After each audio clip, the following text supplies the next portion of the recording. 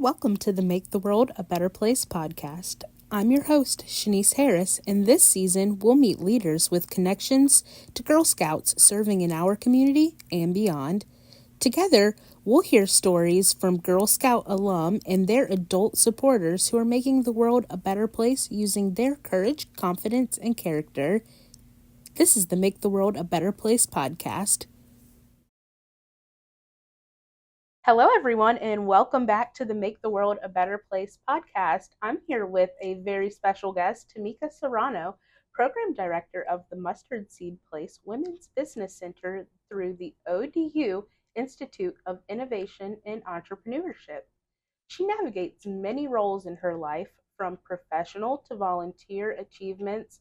Tameika is an Inside Business Top 40 Under 40 honoree and also a Girl Scout alum and a former colleague of mine here at GSCCC. I've invited her here to share her unique perspective on Girl Scouting, and I hope you find her journey as inspiring as I do.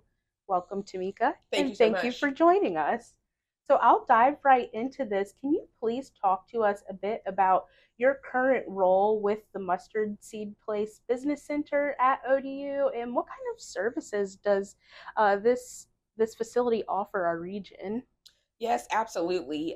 We at the Mustard Seed Place Women's Business Center, we are serving clients, all clients that need assistance with their entrepreneurship journey. And so what that looks like is if you just have an idea, you want to know how to get started, you can set up a counseling with me and I will meet with you and I'll kind of get you started, tell you what you need to do, things like business license, insurance, bank account, basically the whole thing.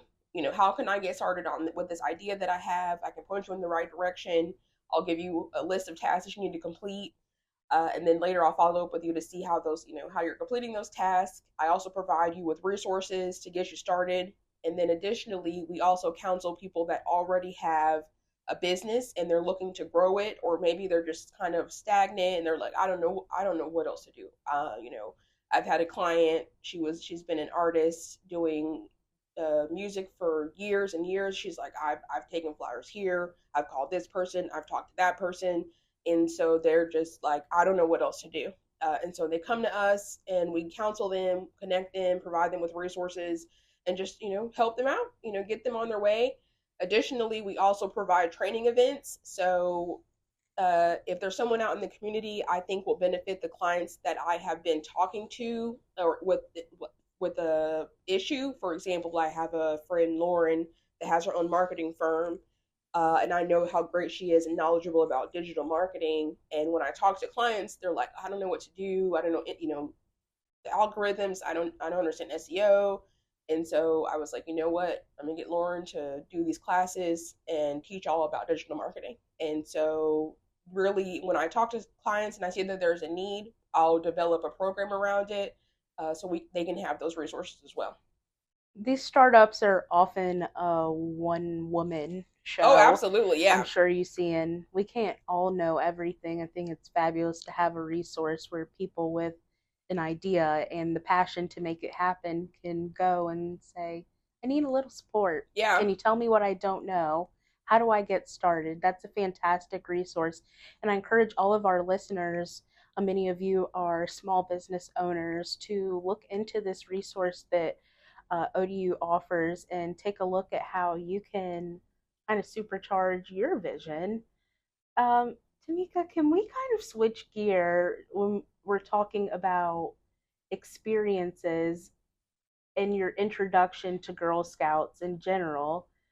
Can you tell me how you got started with Girl Scouts and what were some of the milestones you had along your journey as a youth member? Yeah, absolutely. So I don't know if my mother was in the Girl Scouts, but it was definitely something that she wanted me to do. And so my mother was in the Air. Both of my parents were in the Air Force. They both retired after 20 years. But I lived with my mother primarily, and she just was very passionate about me doing Girl Scouts. And so we were, she had to go to the Philippines. When I was like in kindergarten, I was in New York because I couldn't go to the Philippines with her, but I remember someone taking me to Girl Scout meetings in New York. I remember thinking, make new friends. And then when we moved to Florida, my babysitter was actually my Girl Scout leader. And so, I was consistently in Girl Scouts there, learned a lot of different skills, went to my first tea party, went camping. And so that was a really great experience. I went to summer camp for the first time and, took the swimming test. And I was like, next summer, I'm going to pass this test. And I worked all summer long. And then the next summer I got there, I was like, I was able to pass it. And just being able to go under the rope, because we were at like a lake or of some sort. So they just had like a rope. Being able to go under the rope was like a very big accomplishment for me, to make it to the deep side.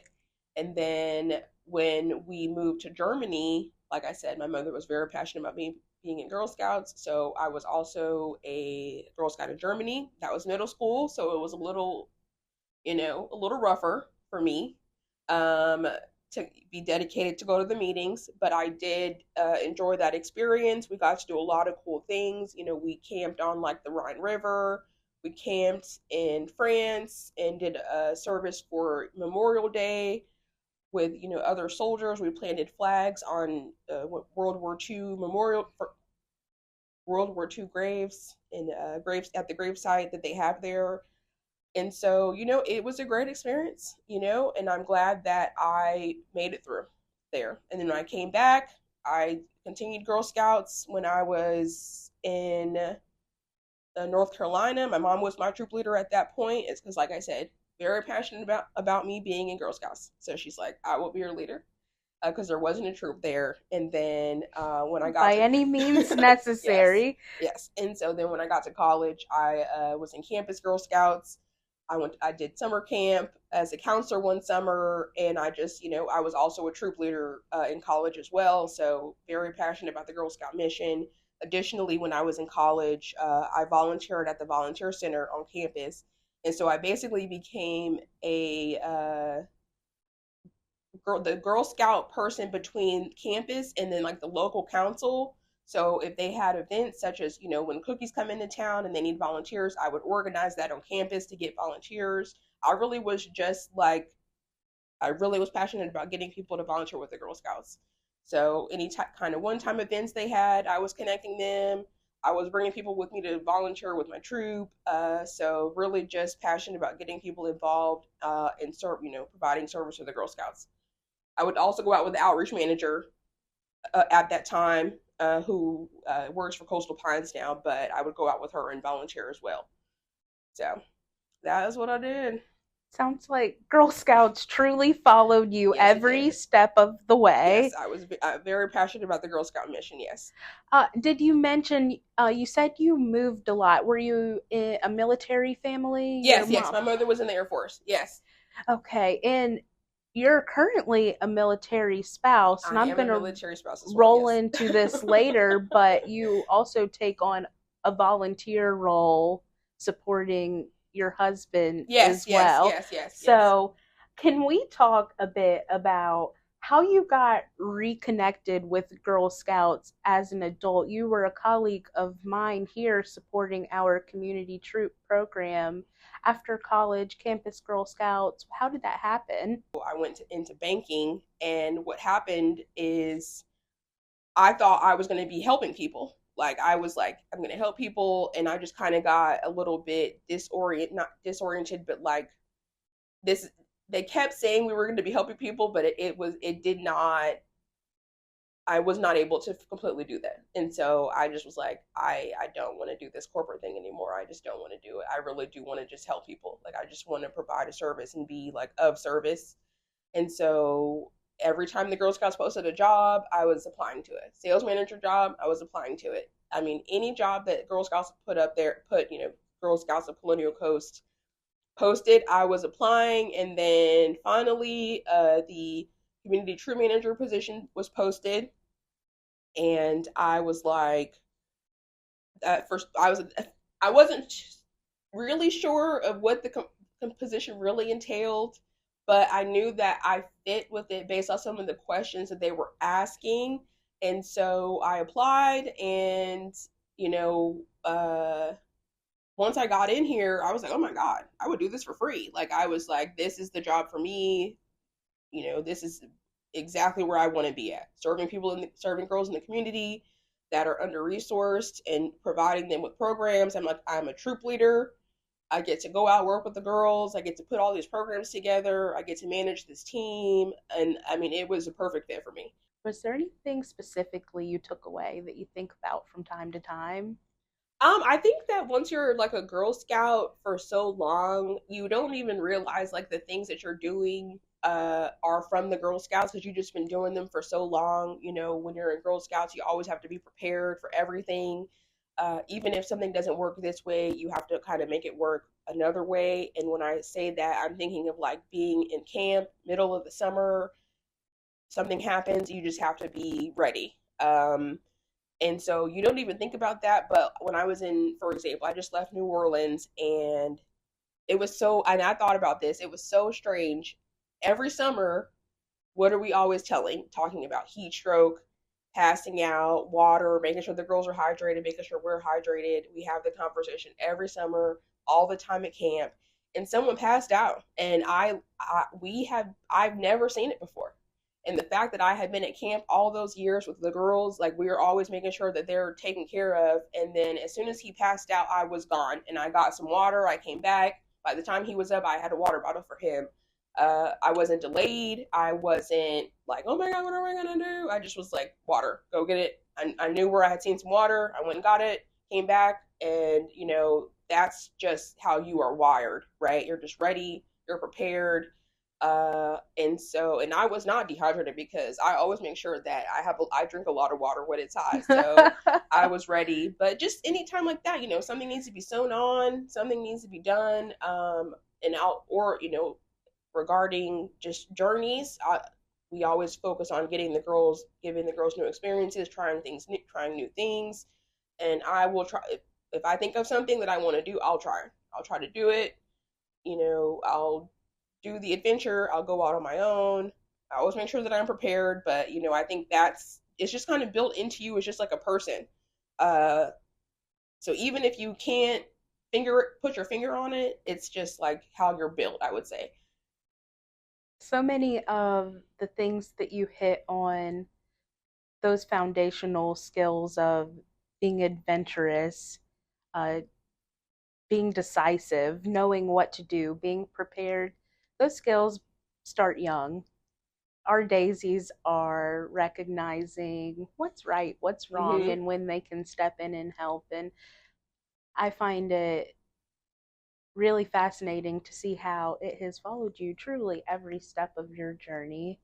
And my final question will be, where do you see Girl Scouts in the next 30 years? What do you hope for Girl Scouts? It's been part of your journey. Where do you hope it goes next? Yeah, and I did want to mention this as well, which feeds into this next section. But being of service, being helpful. I think that those things, that's also like in me, a part of me as well. I always try to be of service, courteous. How can I help someone else? And so I think that that is a big part. And what I would like to see in the future is I think that there could be a stronger bridge or a better connection between when you graduate to when you're now a lifetime member to campus Girl Scouts, and really just a pipeline of these people like me that are now moving into the work world, working full time, maybe starting a family. How can we keep that pipeline strong to get those people to be volunteers and just make that like a stronger pipeline? And so I think that would be very beneficial for the future, just making sure that we are able to keep that interest, keep them engaged, keep them wanting to be volunteers and give back, instead of going back later and saying, hey, do you want to volunteer now? Just kind of keeping that pipeline really strong. And speaking of that, can you share with me some of the many ways you Oh, volunteer yeah, yeah, within yeah, our yeah. community? Once I realized that I had the work life balance to start giving back, I got involved. And so I am an ombudsman, which is a spouse for someone at a command. Only spouses can be in that role. And so my husband came home. He's like, they really need an ombudsman. They haven't had one in a while. Can you do this? Now, at the time, I had a lot of other commitments that I had to do. However, if the command is in need and they need someone, who am I to say no?